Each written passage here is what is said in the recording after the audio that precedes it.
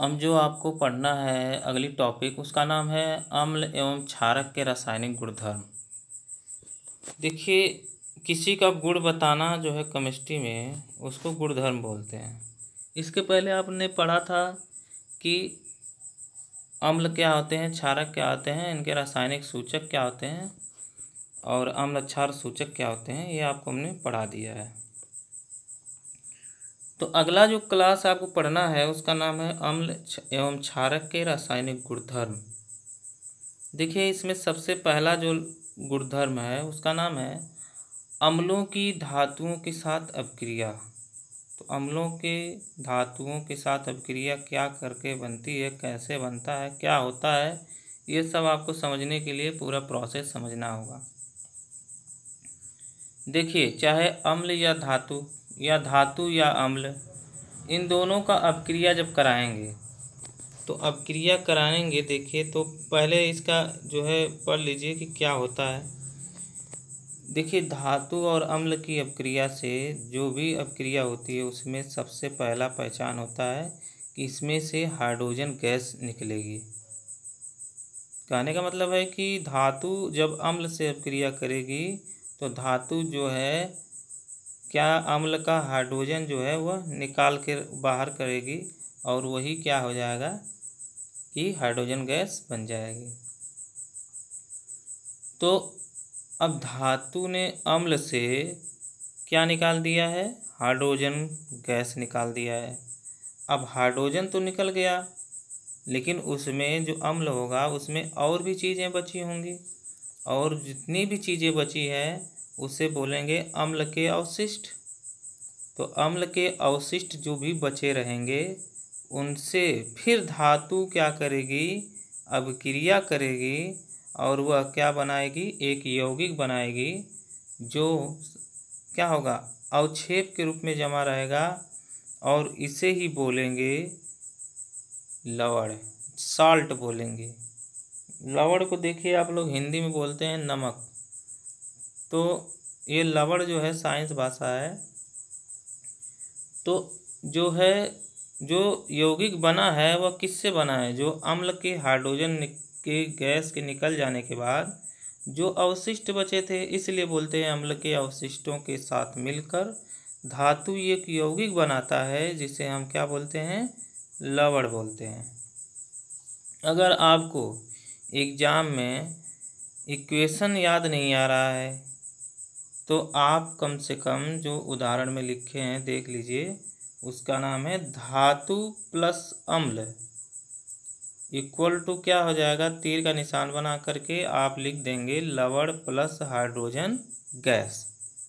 कहने का मतलब है कि एग्जाम में अगर आपको कुछ भी याद नहीं आ रहा है तो धातु अम्ल से अपक्रिया करके क्या बनाते हैं, तो आपके दिमाग में इतना बैठना चाहिए कि धातु जो है अम्ल से अपक्रिया करके लवण प्लस हाइड्रोजन गैस बनाते हैं। अब आपको यह फार्मूला हमेशा याद रखना होगा, बाकी जितने भी रिएक्शन होंगे सभी इसी पर डिपेंड होंगे। देखिए, जैसे आयरन है Fe, आयरन जो है यह क्या कर रहा है, हाइड्रोक्लोरिक अम्ल मतलब जली विलयन है HCl। एक कस का मतलब एक क्यू का मतलब आपको हमने बता दिया था। तो यह जो है जली विलयन से जब अपक्रिया कर रहा है तो क्या बना दे रहा है, फेरस क्लोराइड। तो फेरस क्लोराइड बनाया है इसने, तो इसके साथ ही पहले उससे क्या किया कि हाइड्रोजन गैस क्या किया, निकाल दिया कहाँ से, HCl से। अब उसमें जो Cl है, क्लोरीन है, वह क्या बचा था, अम्ल का अवशिष्ट। अब उसी से अपक्रिया करके जो आयरन है उसने क्या बना दिया, फेरस क्लोराइड। तो यह जो बना, यह जो फेरस क्लोराइड है यह क्या है, लवण है, और हाइड्रोजन क्या है, H2 क्या है, आपकी हाइड्रोजन है। तो फेरस क्लोराइड जो हो गया, और इसके बाद जो है अगला प्रोसेस आप देखिए जिसमें सोडियम है Na2Na प्लस 2HCl। तो Na आपको याद रखना है कि सोडियम है, धातु है, HCl क्या है, अम्ल है। तो जब इसमें सोडियम क्या करेगा, हाइड्रोजन को निकाल देगा इससे और वह H2 गैस बन जाएगी, हाइड्रोजन गैस।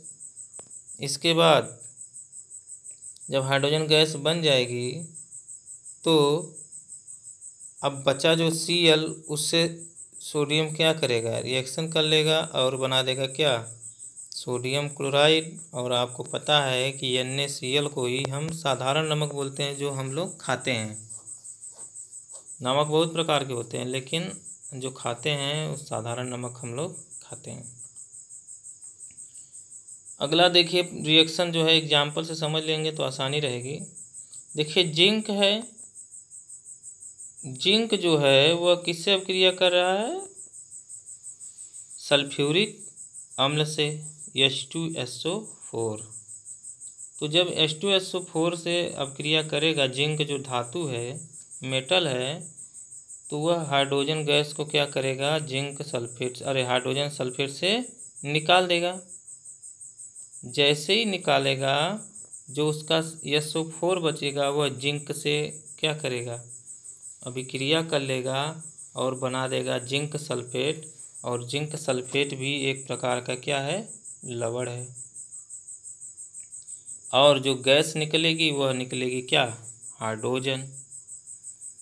अगली जो देखिए रिएक्शन है उसका नाम है जिंक प्लस 2HCl। उसमें भी देखिए HCl में से हाइड्रोजन गैस निकल जाएगी और क्लोरीन बचेगी, तो क्या हो जाएगा, जिंक क्लोराइड हो जाएगी। तो जिंक जो है क्लोराइड, यह क्या है, लवण है। अगला है जिंक जो है नाइट्रिक अम्ल से अभिक्रिया करे, HNO3 से अभिक्रिया करे, तो जिंक क्या करेगा, हाइड्रोजन तो निकाल देगा, गैस उड़ जाएगी और बचेगा जो नाइट्रेट।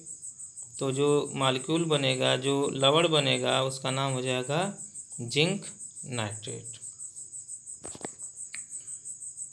अब देखिए एक क्वेश्चन आ सकता है एग्जाम में, इसको समझना पड़ेगा आपको कि कैसे जो एक दानेदार जिंक है वह तनु का मतलब हो गया कि जिसमें जल की मात्रा ज़्यादा हो और अम्ल की मात्रा कम हो। आपको हमने ये पढ़ा दिया है, इसीलिए इसको पढ़ाया था कि तनु अम्ल क्या होते हैं। तो देखिए तनु सल्फ्यूरिक अम्ल के साथ जब कराई जाती है जिंक की अभिक्रिया, तो क्या होता है, क्वेश्चन है। तो इसका सचित्र वर्णन कीजिए। अगर एग्जाम में आ गया तो आपको चित्र बना करके इसको समझाना पड़ेगा। तो इसको समझने के लिए आपको चित्र देखना पड़ेगा, डायग्राम बनाना पड़ेगा और उसको अच्छे तरीके से समझना होगा। तो देख लीजिए कैसा होता है।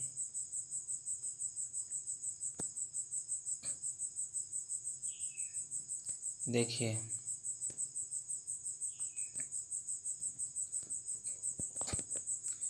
देखिए सबसे पहले इसमें आपको लेना पड़ेगा परख नली। परख नली दिख रही होगी, जहाँ पे ये है परख नली, टेस्ट ट्यूब बोलते हैं। तो परख नली जो है, इसमें आपको सबसे पहले क्या करना है, स्टैंड लेना होगा। स्टैंड लेने का मतलब है कि जिस पे आप इसको लगा सकें। तो स्टैंड ले करके आप इसको इसमें फिट कर देंगे। स्टैंड का इतना ही काम है, ताकि परख नली तिरछी ना हो, इधर उधर न जाए। अब देखिए इसके बाद आप परख नली में कार्क जो ये लगा है ऊपर, इसे कार्क बोलते हैं। ये जो है यह कार्क है। तो कार्क की सहायता से हम परख नली को एक जो है प्रवाह नली से जोड़ देंगे, जो जिससे कि उसमें एयर ना पास हो, बस वह परख नली जो प्रवाह नली है उसी से जुड़ी रहे। और उस प्रवाह नली को हम ले जा कर के एक पानी के टब में या कोई पानी का जो बर्तन है जिसमें पानी भरा रहेगा, बीकर रहेगा या कुछ भी रहेगा, उसमें हम इसको डुबो देंगे। ताकि यह हवा से संपर्क में न रहे। अब पानी के यह विलयन मतलब जो है उसमें साबुन का विलयन रहेगा। साबुन का विलयन अभी बताएंगे क्यों बनाया जा रहा है। तो साबुन आप इसमें घोल करके रख दिए हैं, ठीक है। अब इसमें आपने जो है नली को लगा दिया है। बाकी अब देखिए क्या होता है। अब परख नली में सबसे पहले आपको लेना है सल्फ्यूरिक अम्ल। सबसे पहले क्या लेना है? सल्फ्यूरिक अम्ल। जब सल्फ्यूरिक अम्ल परख नली में रख देंगे तब उसमें हमको कौन सा अम्ल रखना है? तनु सल्फ्यूरिक अम्ल। मतलब इतना हार्ड एसिड न डालिए कि परख नली गल जाए। तो उसमें तनु सल्फ्यूरिक अम्ल डालेंगे। जब तनु सल्फ्यूरिक अम्ल भर देंगे तब उसमें जिंक के छोटे छोटे टुकड़े उसमें डाल देंगे। जब छोटे छोटे टुकड़े आप डालेंगे उसमें तो क्या होगा? जब छोटे छोटे टुकड़े आप इसमें डालेंगे तो इसमें जो तनु सल्फ्यूरिक अम्ल में, सल्फ्यूरिक अम्ल का सूत्र आपको पता है H2SO4। तो उसका जो हाइड्रोजन गैस है, हाइड्रोजन जो है वह निकलेगा किसके रूप में? गैस के रूप में। क्योंकि सल्फ्यूरिक अम्ल में आपने क्या डाल दिया है? जिंक डाल दिया है। और जिंक क्या है? सॉलिड है। और सल्फ्यूरिक अम्ल क्या है? लिक्विड है। तो जैसे ही हाइड्रोजन गैस निकलना चाहेगी वह देखिए बुलबुले के रूप में ऊपर निकलेगी। अब ऊपर निकलना है इसको। अब ऊपर ये जब निकलेगी तो बुलबुला ऊपर जाके जहाँ तक सल्फ्यूरिक अम्ल है उसके ऊपर जाके ये फूट जाएगा और वह गैस जो है इस पाइप का जो लगा हुआ निचला हिस्सा दिख रहा होगा उसमें एंट्री करेगी। एंट्री करने के बाद ऊपर होते हुए किससे? प्रवाह नली से होते हुए कहाँ चला जाएगा? जो आपने साबुन का घोल बना करके इसको उसमें डाला था। अब साबुन के घोल में यह विलयन में पहुंच गया। जब साबुन के विलयन में यह पहुंचा तो अब बुलबुला जो है, जब साबुन का विलयन है तो उसमें क्या होगा? झाग रहेगी। और जब झाग रहेगी तो उसी में क्या होगा? जब साबुन के बुलबुले में आप हवा डालते हैं तो वो फूल करके गोल गोल बन जाता है और उड़ने लगता है। आप लोग कभी उड़ाते हैं ना मुंह से, जब उसमें निरमा घोल के या साबुन घोल के जो भी करते हैं। तो जैसे ही आप उड़ाएं वो इसमें एंट्री करेगा, हाइड्रोजन गैस क्या होगी? ऊपर निकल उड़ने लगेगी बुलबुला बन के। और इस जो बुलबुला होगा साबुन के घोल में, जो बुलबुला बनेगा उसमें जो गैस भरी रहेगी वो कौन सी गैस रहेगी? हाइड्रोजन गैस रहेगी। आपने अपने मुंह से तो भरा नहीं है। तो जो हाइड्रोजन गैस रहेगी वह ऊपर जब जाएगी और आपको जब चेक करना पड़ेगा कि देखिए ये हाइड्रोजन गैस है कि नहीं है, तो जब आप उसको मोमबत्ती या किसी भी चीज़ से आप जलाएंगे उस बुलबुले को, तो वह जब जलेगा तो फट फट की आवाज़ के साथ जलेगा। अगर फट फट की आवाज़ के साथ जल रहा है तो इसका मतलब वह कौन सी गैस है? हाइड्रोजन गैस है। तो एग्ज़ाम में ये भी क्वेश्चन आता है कि फट फट की आवाज़ के साथ, ध्वनि के साथ कौन जलता है? इसमें से निम्नलिखित में से कौन जो है फटफट की ध्वनि के साथ जलता है? Hydrogen, nitrogen, carbon dioxide, oxygen? तो आपको बताना है हाइड्रोजन। तो यह क्यों देखें आप लोगों ने? क्योंकि यह अम्ल की अभिक्रिया किससे करवाई गई है? धातु के साथ। इसलिए यह आपको पढ़ना जरूरी था। उम्मीद करता हूँ आपको ये जो है बातें हमारी आपको समझ में आई होंगी। अगर समझ में आई होंगी तो आप कमेंट कर सकते हैं कि यह समझ में आई है। नहीं समझ में आई है तब भी आप कमेंट कर सकते हैं। बाकी चीज़ें आपको नेक्स्ट डे पढ़ाएंगे।